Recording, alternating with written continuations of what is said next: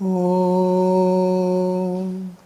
Jananim Sharadam Devim Ramakrishnam Jagadgurum Padapadme Tayo Shritva Pranamami Muhurmuhu.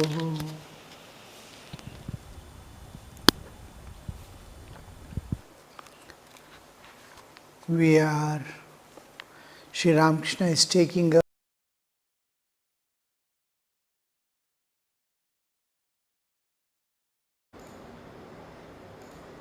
Let me sing a song for you. Listen. The flute has sounded in yonder wood. There I must fly, for Krishna waits on the path.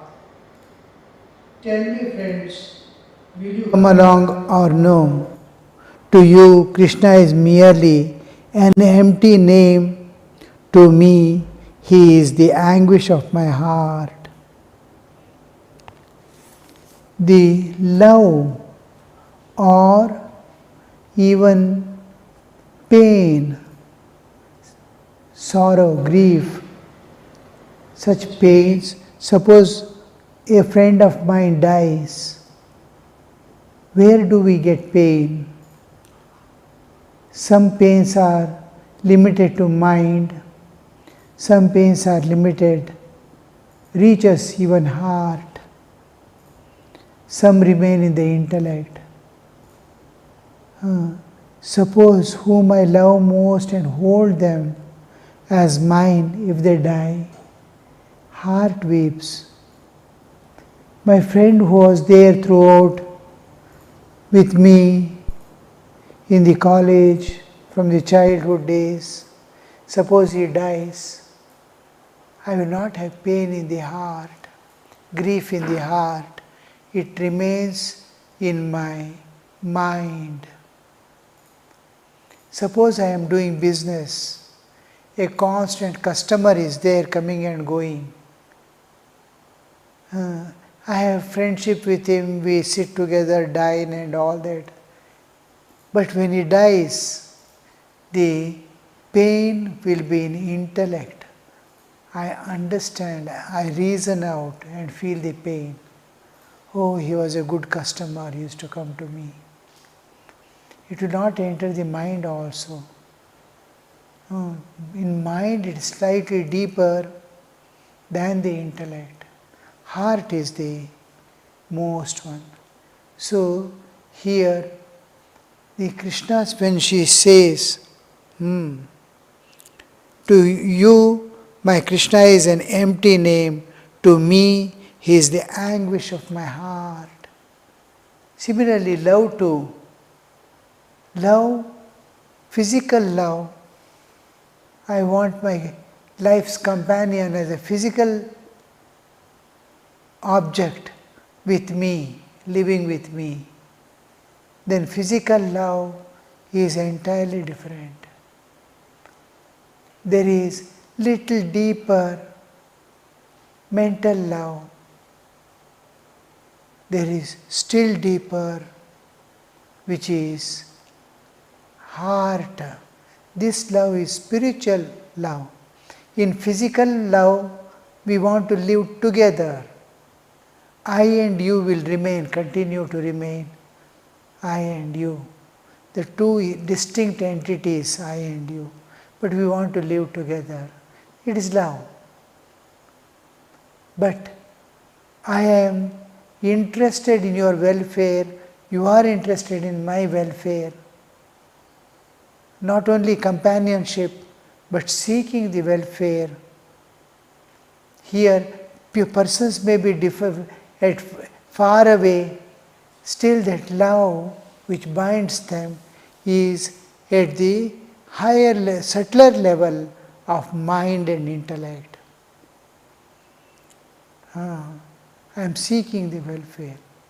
And I am grateful to a person who is constantly helping me, and I want to offer services, I want to sacrifice myself for his welfare. He has been constantly sacrificing for me. There is a question of sacrifice. Then the sacrifice comes into picture. The love is at a different level. It is, there is a bondage at a deeper level. It is at the almost something like heart level, like mother loving child. But there is still deeper, the spiritual level of love. In spiritual level of love, he finds oneness. I don't have any existence without that person. That person doesn't have any existence without me. Spiritual oneness. This loving God is at a spiritual level, it's spiritual love, not physical love, bodily love, to be together. But it is spiritual love which is at the deepest. I find oneness. When Radha says, I have to go, I don't have any existence without him. I don't have existence. He's a part of my existence, not bodily existence, spiritual existence. My spirit, as spirit I am. He's a part and parcel of my existence. The moment he hears about the person whom spiritual love is there, the moment we hear that he has given up the body, your body falls off. I saw one couple I might have told in the gospel class itself earlier, when I was in Hoshangabad, I heard about a couple who is to love and go together in every aspect. They go for walking together, buying purchases they go together, cooking they do together, eating they do together. So everything they used to do together. One will be doing coffee, one will be doing breakfast items. So like that, one will be doing rice, one will be doing rasam. Like that they will, whole life they spent. Afternoons they were the disciples of Chidanandaji Maharaj of Divine Life Society. Afternoons, whole afternoons they will sit together and do the scriptural studies of Upanishad. Last day, every day hours together is they used to sit and do their worship in different shrines, in the same room. Here her shrine, here his shrine. They used to spend together, everything they used to do together. And one day old age came and he was aging, I think in 70s, later 70s. One day their husband collapsed and the child, my grandson was there, he went and called the parents. They came and before they could reach, mother has gone to the shrine, bowed down, came and bowed down to the husband and left her body there itself. At will means I cannot exist. Everything is going on together as if the two waves have become one. And they were cremated on the same pyre together. So that I cannot, in Buddha's life, Keshab, the moment Buddha leaves the body, exactly the same moment, he started becoming one with the Guru in every respect. If Guru gets fever, he will be getting fever. If Guru feels hot, he also will be feeling hot. He will send people, go and see he is feeling hot. Because of oneness, whatever happens in his bodily system, in his body it to reflect. Same mind, same heart, same feelings, everything is same, body alone are different. Whatever is happening in that, if you tune two tanpuras or sitar, if you strike one, other will strike. You keep 100 tanpuras, all tuned together, one you strike, all the 100 will strike, yes, will make sound individually. You can hold in your hand and see. You can hear through your ears. One if you strike, anyone if they are tuned together. Like that, they are tuned together in the same rhythm. And when Mahakachapa, Buddha leaves the body, Mahakachapa, body also falls off. So this is Radha when she says, I have to go Krishna. He is just a name for you, but he is entirely different for me. He is my heart's anguish. Even in normally, what level we are living, accordingly will be our spiritual practices. 3 people go to a guru. Guru asks the question. They say, we want to do sadhana. What sadhana shall we do?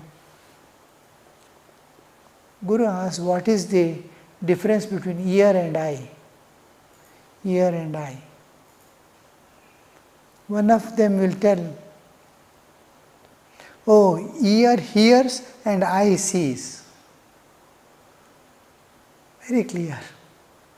Ear hears and eye sees. Guru asked, what do you say, other person? He said, what eyes see is truth, definite. Nothing can be changed. I have seen it. But what I hear need not be true. Somebody comes and tells something, it need not be true. What I hear need not, it can be true also. It need not be true. Guru asked the third person, what is the difference between eyes and ears? He said, through ears we get the knowledge of the unseen also.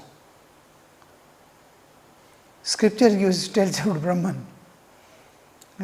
You get the knowledge of the unseen also, and eyes see it later. Then Guru asked the first one to do seva. Your path is seva, service. Because at gross level, eyes are seeing, ears are hearing. The second one he says, you do upasana. Because he is at mental level. The second person says, what I see is truth, what I hear need not be true. So he says he is at the intellect, mind and intellect. So he says you can do the upasana. Third person says, ears can hear and know unseen world, can know about unseen world, and eyes see them later. So he says you can go for Upanishads studies. So what level, what is our understanding? How do we grasp? Where are we living?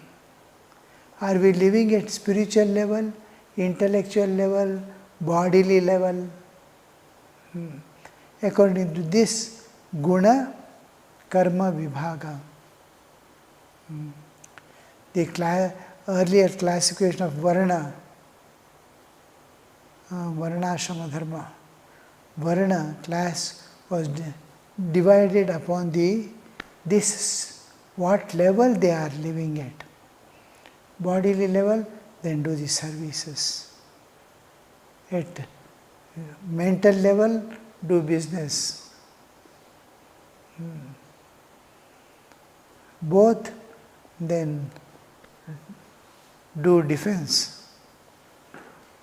Then intellectual, pure intellectual, go for contemplation. So this division was there. So what level are we living? So slowly from bodily level of existence, we must raise ourselves to the spiritual level of existence. I am living as body, I am living as spirit. What a difference you see.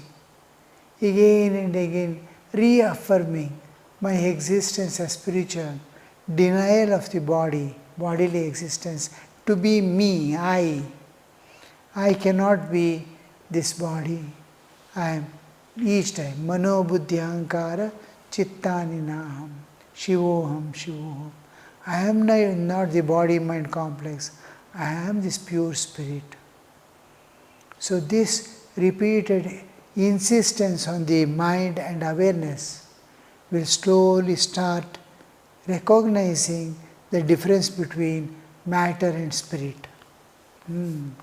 So Radha is Radha is at pure spiritual oneness with God, oneness with God.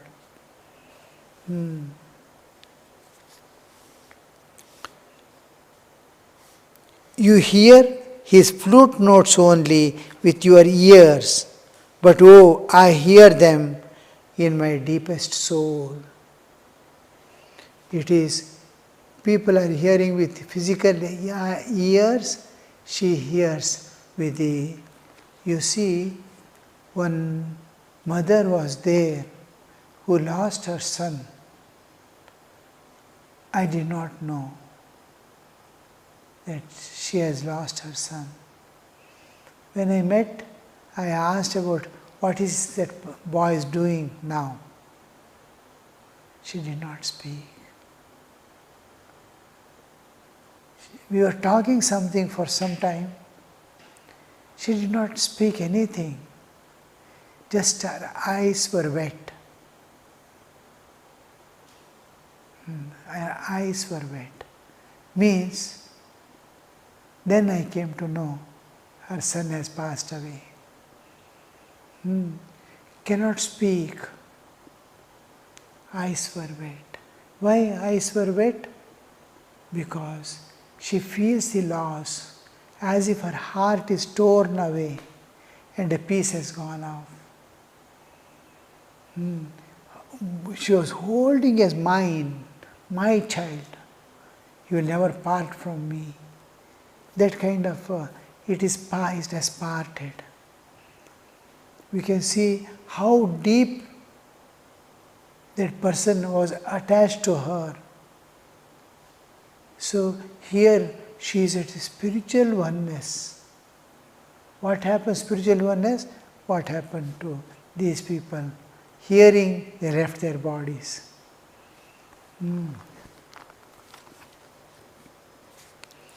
I hear them in my deepest soul. All hear through the ear, physical ear. She hears through the spiritual ear. How that mother, her heart, the word kindled the child's name in her heart. She heard my asking not in the mind, not through the ear. She heard it in her heart. How is your child? So heart was responding. Heart cannot speak. Eyes become wet.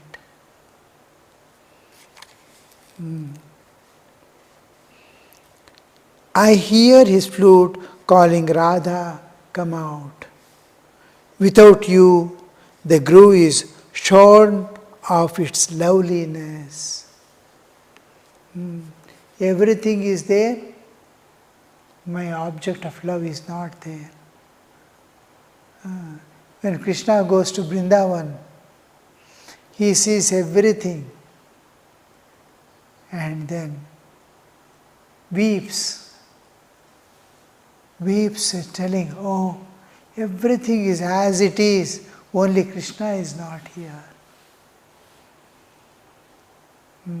When we went to Dakshineshwar Kali temple, after moving about, finally went to Sri Ramakrishna's room, then we felt the same thing.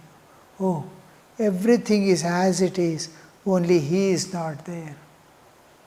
His memories, his presence, every bit of the room is recognizing, reflecting, but he is not there.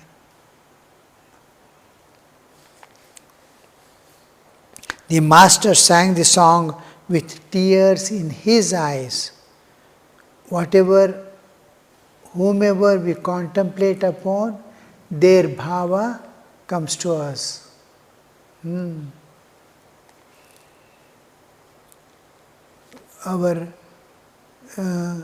Many people, when they come and tell their grief and explain their grief, how it happened,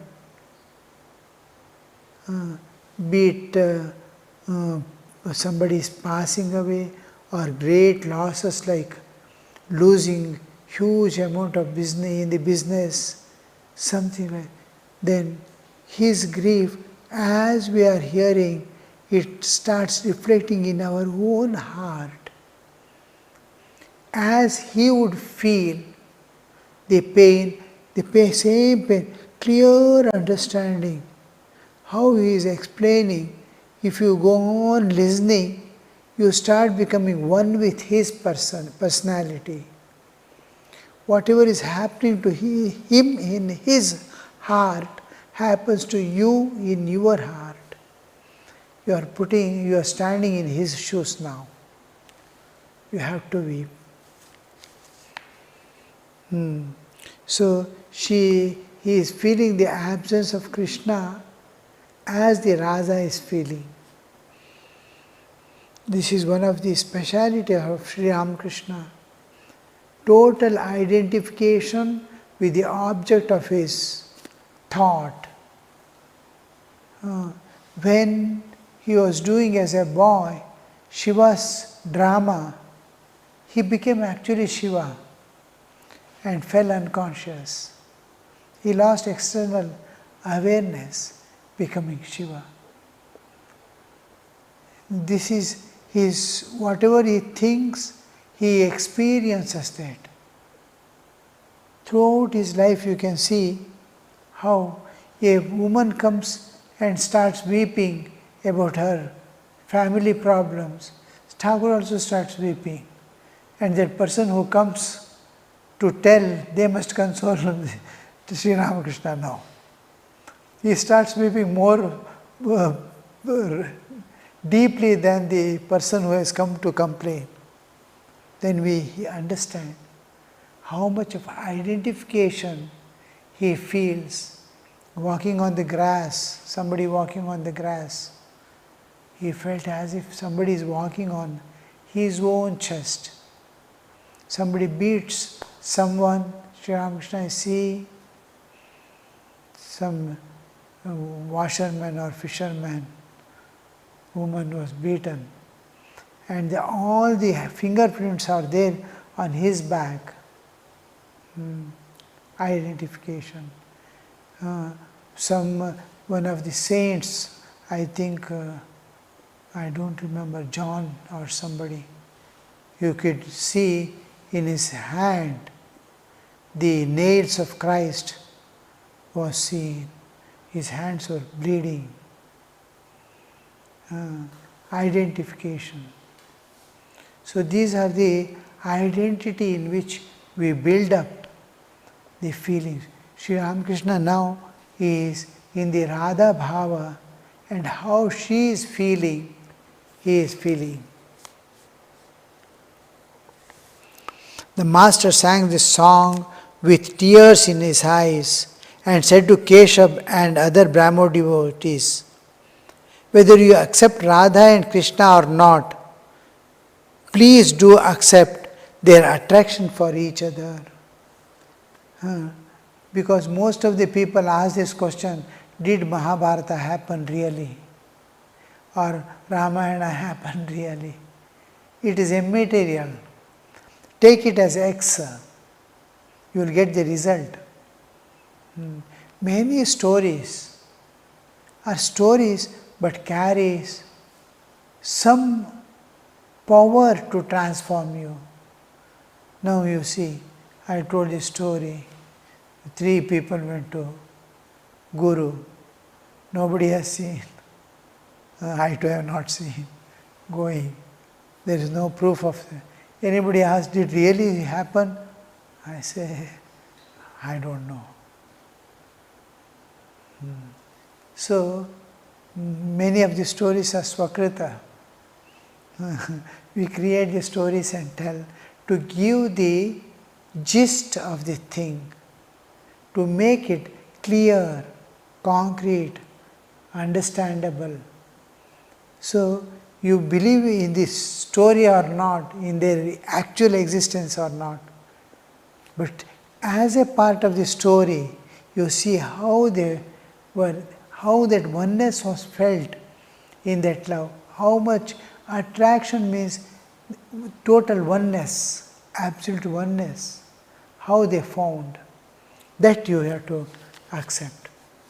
In the story what I told now, in the beginning, 3 people going. Whether it actually happened or not, but what is given there, what the story is conveying, that is true.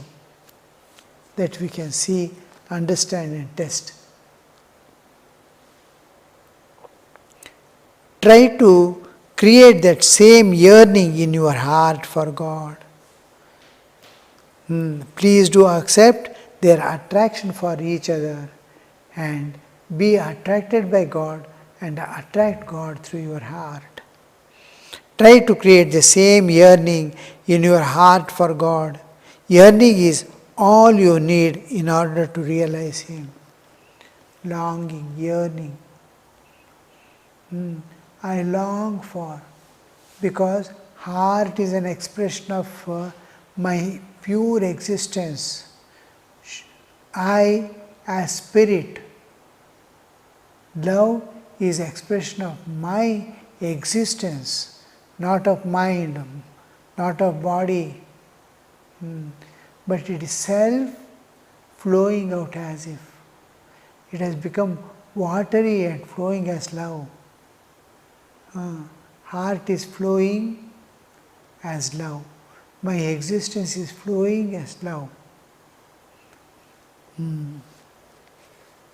That heart is going to weep for God. Molten heart. You need to try to create the same yearning in your heart for God. Yearning is all that you need to realize God.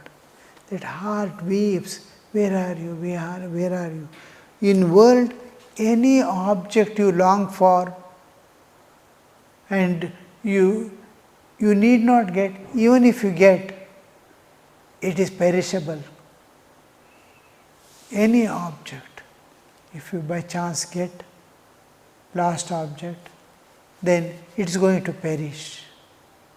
You may not get, you need not get also, but it is not with the spiritual world. Whatever you attain is going to be eternal, and even thought of it will continue to remain eternal. Same yearning for God. Yearning is all that you need in order to realize Him. To realize Him, God, your heart must be weeping for Him, calling Him.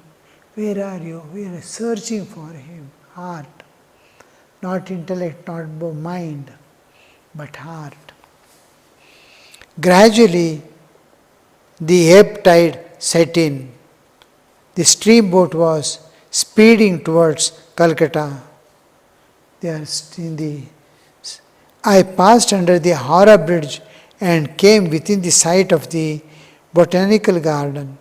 The captain was asked to go a little further down the river. The passengers were enchanted with the master's words, and most of them had no idea of time or of how far they have come. So, we see how the feelings work in spiritual world. Bhava Grahi Janardana. God and nature accepts your feelings, watches your feelings, acts, reacts according to your feelings. Not your words or not your intellectual understanding, but feeling. Om Shanti Shanti Shanti Hari Om Tat Sat Shri Ramakrishna Arpanamastu.